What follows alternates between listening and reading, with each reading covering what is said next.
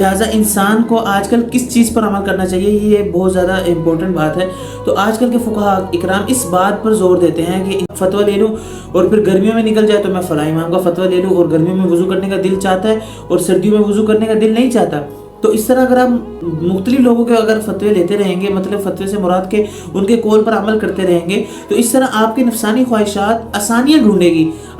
السلام علیکم ورحمۃ اللہ وبرکاتہ، امید ہے کہ آپ سب خیریت سے ہوں گے۔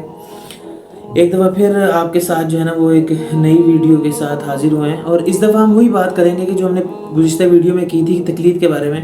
تقلید کے بارے میں ہم نے پیچھے چند باتیں کی تھی کہ تقلید کرنی چاہیے، جس سے ہم نے اپنی ویڈیو میں یہ بتایا تھا کہ تقلید کرنی چاہیے اور ضروری ہے۔ اب یہ بتائیں گے تقلید ہر کسی کی کرنی چاہیے کہ کسی کی کرنی چاہیے یا ایک بندے کی کرنی چاہیے۔ دیکھیں، میں آپ کو ایک بات بتا دوں کہ صحابہ کرام کے زمانے میں دونوں طرح کی تقلید وہ موجود تھی، یعنی کہ چند صحابہ کرام کسی ایک کے قول پہ متفق ہو جاتے اور ان کے مذہب کو اختیار کر لیتے، اور دوسرا یہ کہ صحابہ کرام چند جو لوگ ہوتے ان کے مذاہب پر اختیار ہوتے ہیں کہ کسی کا قول اگر وہ ان کو تشفی ہوتی اور ان سے بہت زیادہ اطمینان ہوتا اور وہ بہت زیادہ اللہ کے قرب کے قریب ہوتا تو اس کو زیادہ اختیار کرتے اور تقوی پر بہت زیادہ عمل کرتے۔ لیکن آج کل کے دور میں فقہاء کرام کیا کہتے ہیں؟ دیکھیں، آج کل اگر آپ چند افراد کے قول کو مانیں، یعنی کہ کبھی آپ ان کا قول لے لیں کبھی ان کا قول لے لیں، تو فقہاء کرام آج کے دور میں اس سے منع کرتے ہیں۔ اس کی بڑی وجہ یہ ہے کہ آج کل کے دور میں انسان کی جو تقوی ہے وہ بہت کم ہو چکا ہے، اور انسان کی اکثر نفسانی خواہشات جو ہے نا وہ اوپر آ جاتی ہیں۔ تو لہٰذا انسان کو آج کل کس چیز پر عمل کرنا چاہیے، یہ بہت زیادہ امپورٹنٹ بات ہے۔ تو آج کل کے فقہاء اکرام اس بات پر زور دیتے ہیں کہ انسان کو کسی ایک شخص کی مان کر چلنی چاہیے،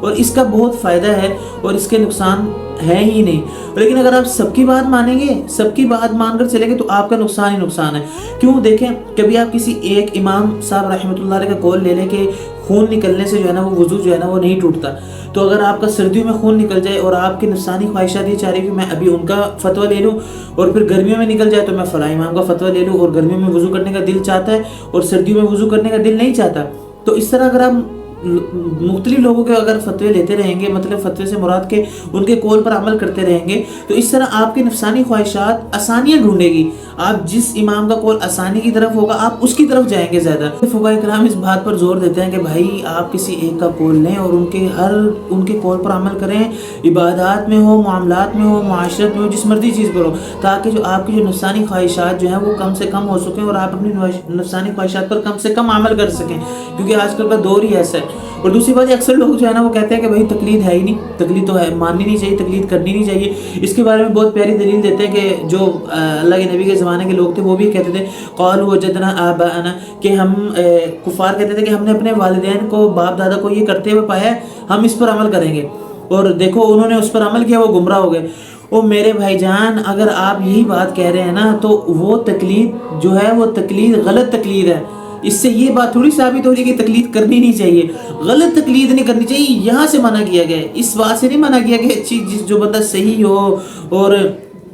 عام فہم جس کا ٹھیک ہو اور وہ قرآن و حدیث کے مسائل کو ہم سے 100 درجے اچھا جانتا ہے، اس کی تقلید نہیں کرنی چاہیے۔ لہٰذا آپ ان سوالات سے زیادہ پریشان نہ ہوا کریں۔ اللہ رب العزت سے دعا ہے کہ اللہ رب العزت ہمیں صحیح طرح دین کو سمجھنے کی اور اس کو آگے پھیلانے کی توفیق عطا فرمائے۔ تو امید کرتے ہیں کہ آپ کو ہماری ویڈیو دوبارہ اس ٹاپک پر اچھی لگی ہوگی۔ انشاءاللہ ایسی ویڈیو لے کے آپ کی خدمت میں حاضر ہوتے ہیں۔ اگلی ویڈیو تک کے لیے اجازت دیجیے،